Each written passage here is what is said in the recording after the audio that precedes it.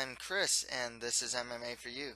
I'm going to be doing my post-fight analysis for UFC on Fox 21, but before I get into that, I'd like to plug my own author's website at www.chrismoldon.com.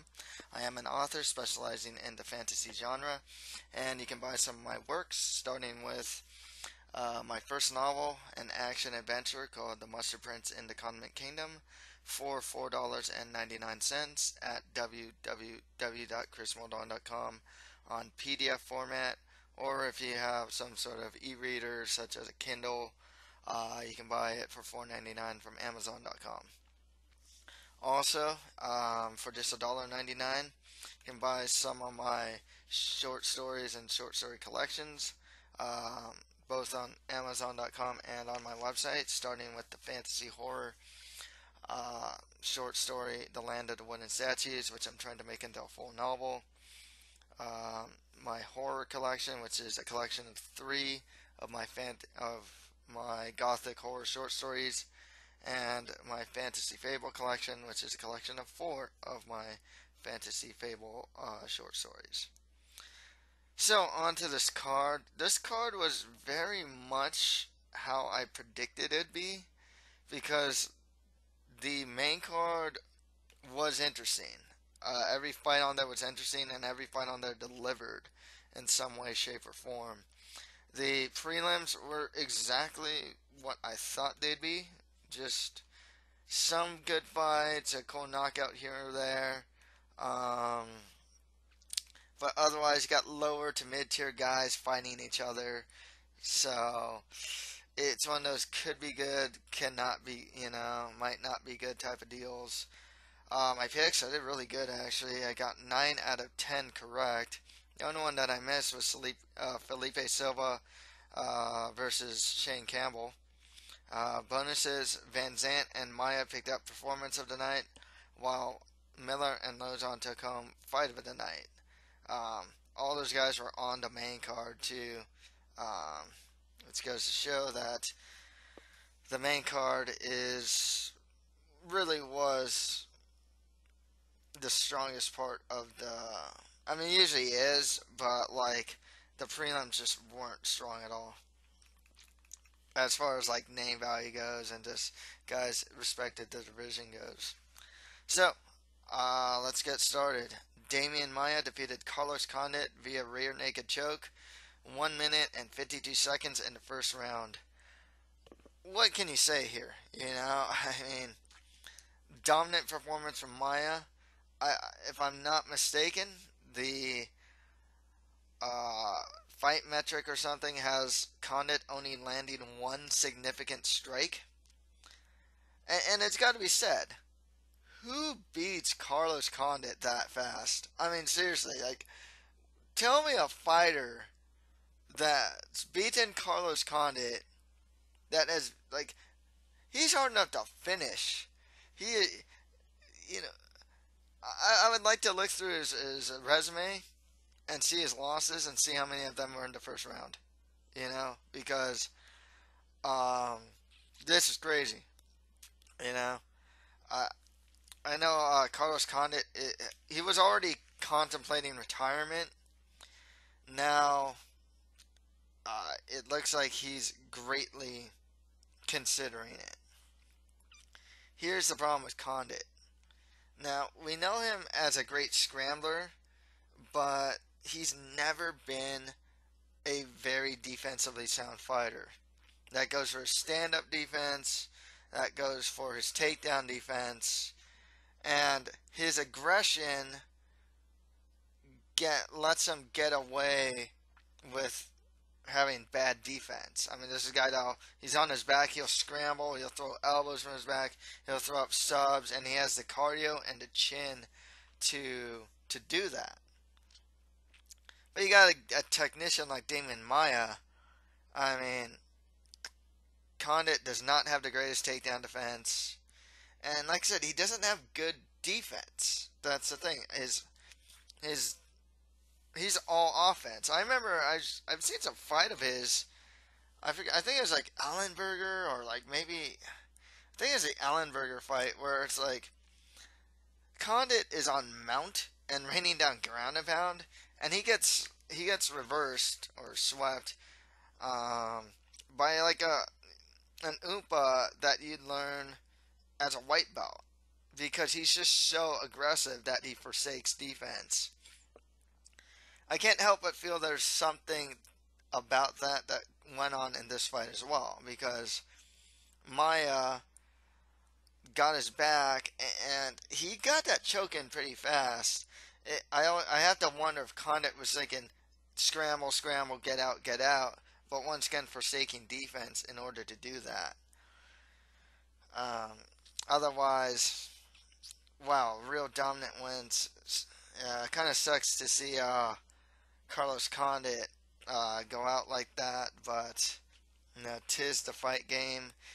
I think Carlos Condit could still beat a vast majority of UFC welterweights in the top 10 as well. He's just fought one of the toughest outs right now in Damian Maia. Maia said that he's willing to wait for a title shot against the winner of Tyron Woodley versus Stephen Wonderboy Thompson. I think that is a good fight for Maia. I'd rather him not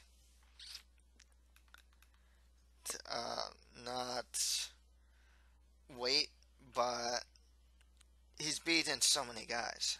He's beat Matt Brown. He just beat Carlos Condit. There aren't too many. I mean, there's a lot of guys in the division he can fight, but it's not a case where like he needs to fight this guy in order to prove himself. Yeah, can he fight Robbie Lawler next? Sure. Uh, like, and Robbie Lawler could beat him. Is it beneficial to anyone if that happens? Not really. I guess it gets Robbie Lawler back on track, I suppose. Otherwise, it doesn't help Maia, And this guy, he's on what 6-fight win streak. Just submitted like what the number 2 guy or number 4 guy or a top 5 guy. So yeah, he should get. If he got the title shot next, that'd be cool against Woodley. But it looks like they're going with Woodley versus Thompson. Condit, if he decides not to retire, I mean, it's good fights for him. Guys coming off losses. He didn't even get guys coming off wins at this point. I mean, if you want to get guys coming off losses, you're thinking like Rick Story, Matt Brown, Johnny Hendricks, Neil Magny. With guys, I mean, there's a whole bunch of guys in the top 10 that would all be interesting matchups for Carlos Condit. Next fight is that. Anthony Pettis defeated Charles Oliveira by guillotine in the 3rd round. There was a lot of good and bad from Pettis here. I gotta say, he got hit way too much for my liking. And his fight IQ was a bit questionable. I did feel after the 1st round when he got those 2 liver kicks on Oliveira, he willingly went to the ground with Oliveira, and I don't know why he didn't want to keep the fight standing.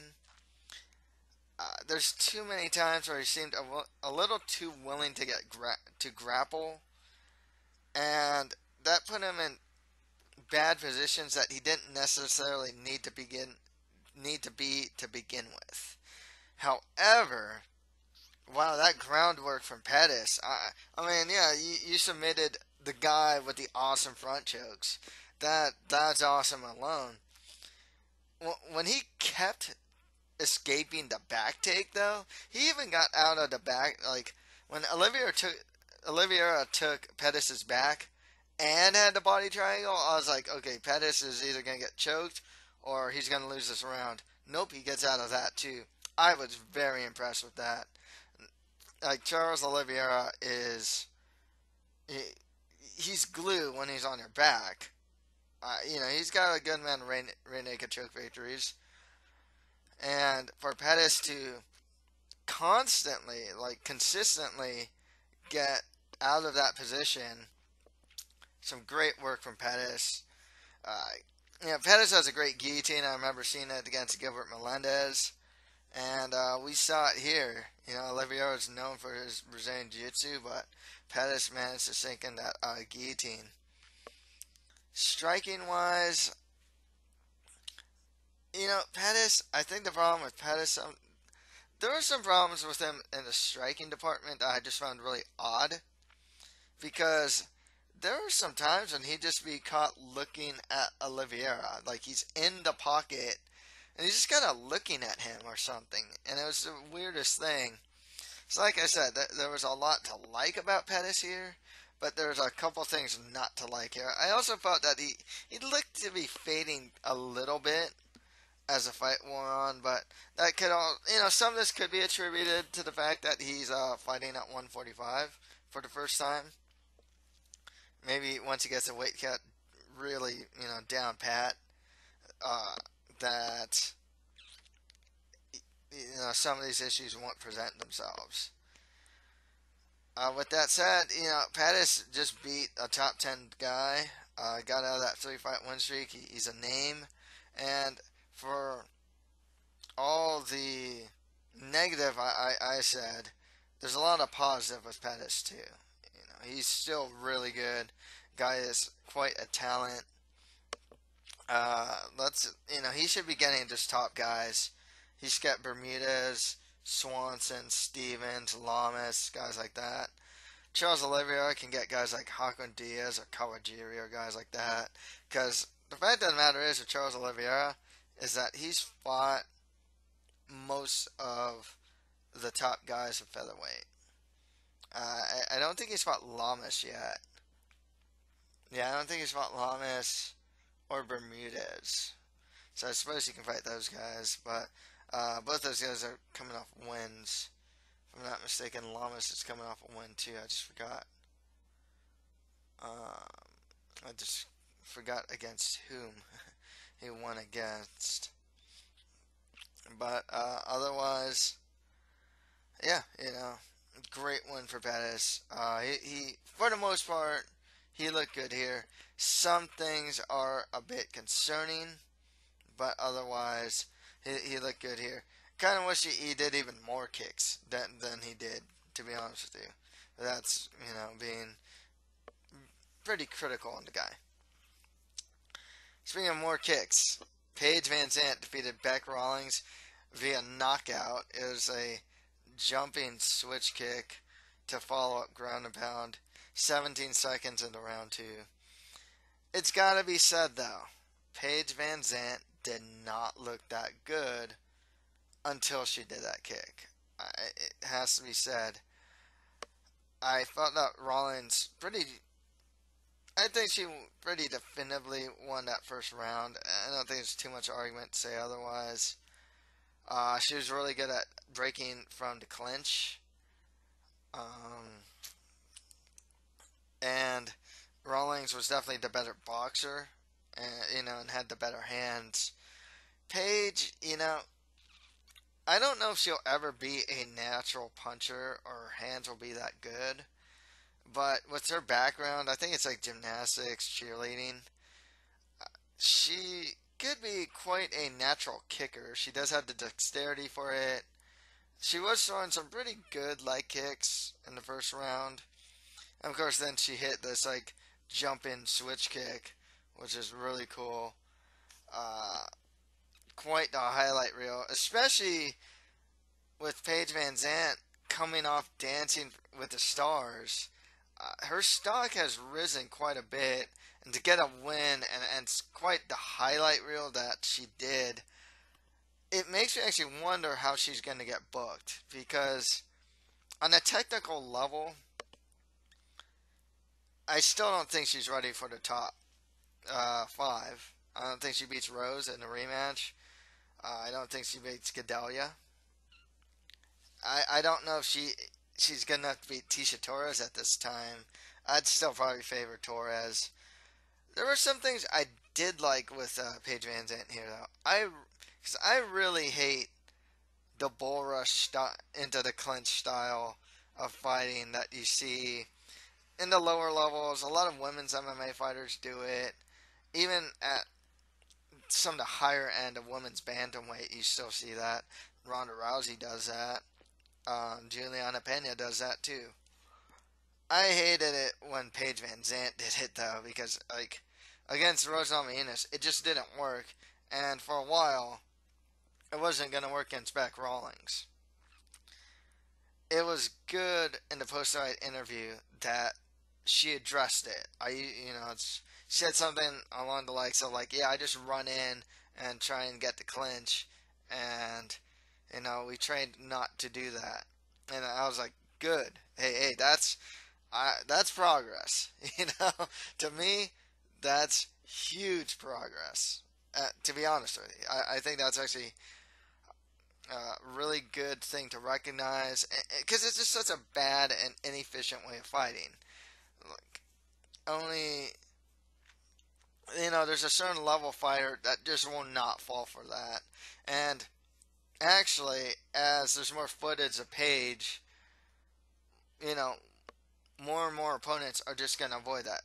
Beck Rawlings was quite easily able to avoid the clinch from Paige and just beat her up with her hands. So I'm a bit curious to see like how Paige develops. Like I said, I like her kicks. She actually landed a couple punches that didn't like too bad. So I could be wrong about being the punching thing. She doesn't come off as someone who'd be a natural puncher. But good win, good highlight reel win here. I think she's got like a Marina Moroz next, who came off that dreadful fight against Daniel Taylor. Or she wants to get someone that's behind her but still in the top 15. Courtney Casey, she's got a good 2-fight win streak now. Versus Van Dent. I think that'd be pretty good too. Next fight after that, Jim Miller defeated Joe Lauzon by split decision. Fun fight, controversial. This was one of three split decisions, but I didn't think what was it, like Kiriko or something like that? Kiriko versus McClellan should have even been a split, but Bokniak versus Barzola. And this fight, I know there were a lot of people that picked the person who lost to, thought that person should have got the judge's decision. This was a fun fight, and I have to say that I think Lauzon probably did a bit more. However, he does himself no favors when he shells up the way he does. Like, you're not going to win a decision, or at least have the appearance that you're winning the fight, if you get hit, you react kind of badly, and you get into this like defensive shell. And it's a defensive shell. He's not even really countering. He's just shelling up and taking like 6 hits. Yeah, maybe only one of them actually went through his defense, but it's not a good look. And it's something he does a lot. Lauzon, for the most part, was really good when he was on top and unloading on ground and pound.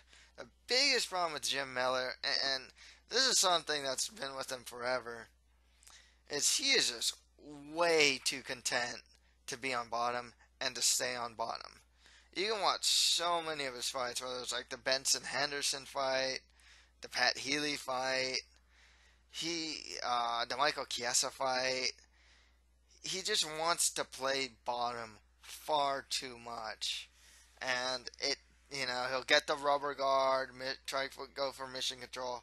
Lauzon had that well scouted. Every time he went for that, Lauzon would more or less jump to his feet, still in Miller's guard, inside of mission control, and very much just stop any of the rubber guard play.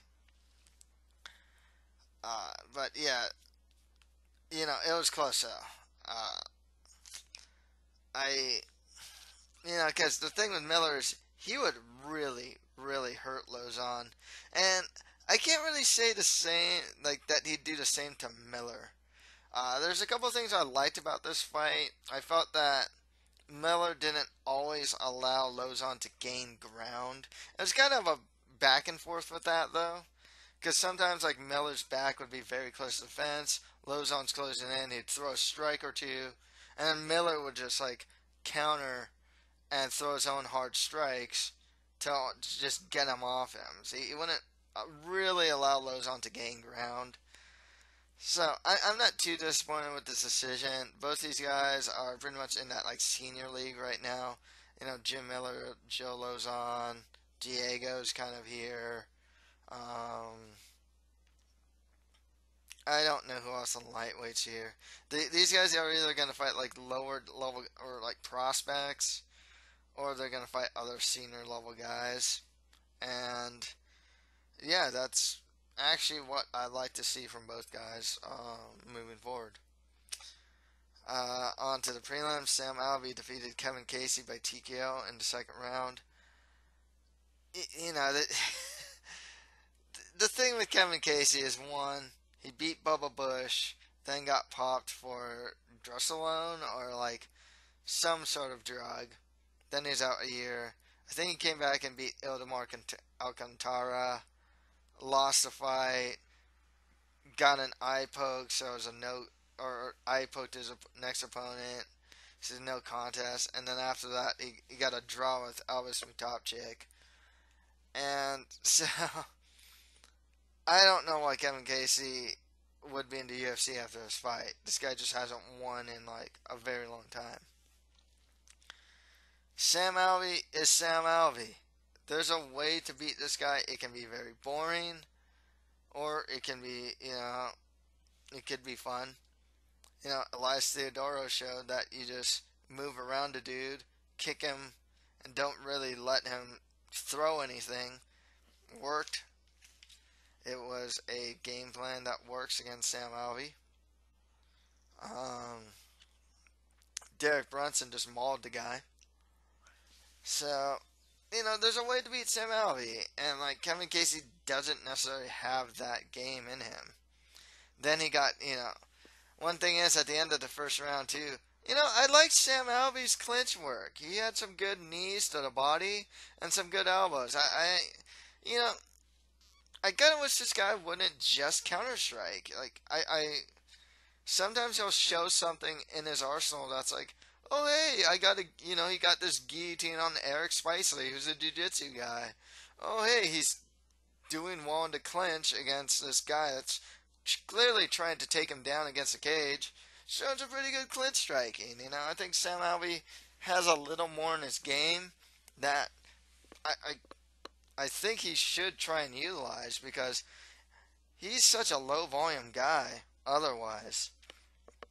But Sam Alvey's just one of those guys that's kind of stuck in mid-tier purgatory at middleweight. Kevin Casey's like on the lower end. He's probably going to get cut after this. Sam Alvey should just get more of those guys, some like more mid-tier guys of middleweight. So right after that, Kyle Bochniak defeated Enrique Barzola by split decision. I'll be honest, I thought Barzola should have got the win here. I see a small argument for Bochniak. Here's the thing: when Bochniak hit Barzola hard, it's almost the same thing as like Lozon. He hits him hard, and Barzola would like move back. Barzola hits Bochniak hard, and like Bochniak just still like pushes forward. I like the improvements I saw from Barzola. He's not the greatest striker, but the fact of the matter is he tried to show off his new striking tricks. He threw in combination, mix in punches and kicks. It wasn't too bad, all things considered. Like before this, I saw him just wrestle and ground and pound all day. And the fact of the matter is, with Bochniak has good takedown defense, and he's real good at getting back to his feet when he's taken down. The few times that Barzola did manage to take Bochniak down, Bochniak just got back to his feet quite easily. I thought Barzola did a little more volume, though, and showed a lot more variety of strikes against Bochniak. And that's why I thought Barzola should have won. I picked Bochniak to win, but, I guess you can. it really is you can make a case for, um, you can make a case for Bochnak at most, but you know, Bochnik's not a bad fighter by any means, and Barzola is actually showing to be an improving fighter himself. It's more lower to mid-tier guys of the division for both. Next right after that, Alessio De Chirico defeated Gareth McClellan by split decision. This fight kind of annoyed me because, like, McClellan is a very limited fighter. You know, he's not the greatest at range. He kind of makes fights ugly. He's not like the most technical guy. He's tough though, and I thought De Chirico would actually be able to beat him up quite handily. And you know, he wobbled McClellan quite a bit, and there were times when McClellan looked like he had a hard time standing. But at the very least, with De Chirico, I thought he should have got that win over Bojan Vilekovic. Um, he's still a young fighter. He's not that bad. He can do just a little bit of everything. Um, so it's a bit forgivable to go to like a split decision, and make the fight as close as it was. I just hope to see a little more improvement from him next time out. With Gareth McClellan, you know, he beat Bubba Bush in the UFC, and I was really surprised. But otherwise, I, I've never felt that he was quite ready for this level of competition. Nothing against the guy personally. It's just, seeing his skill set, you know, he's not a prospect or anything like that. Not the most athletic guy either.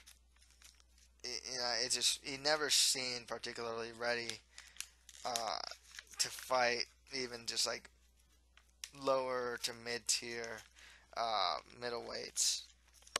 So, wouldn't be surprised if McClellan gets cut after this. With the Kiriko, though, just more lower tier fighters of the division. Get him some experience. Next right after that, Felipe Silva defeated Shane Campbell by TKO. 1 minute and 13 seconds into the first round. I think Felipe Silva, he's 32. He acknowledged it in his post-fight interview. He's a bit older, but he's undefeated. But you know what? Muay Thai brawler right here. Heavy-handed Muay Thai brawler. And Shane Campbell's a relatively tough guy. But he got that one body punch, and it was over. It's always nice to see guys also attack the body, too. It's still a very underutilized thing for fighters to like attack the body. I can see Felipe Silva just being something of a fun action fighter moving forward. He's, you know, I can't speak much for his ground game, but he's he's pretty aggressive, hits real hard, doesn't have the best punching technique, but once again, he did go for the body, which is always good. His knees, though, look pretty good. His clinch game looked really good, actually. And Campbell's, you know, he's a Muay Thai guy himself, or a Muay Thai guy himself.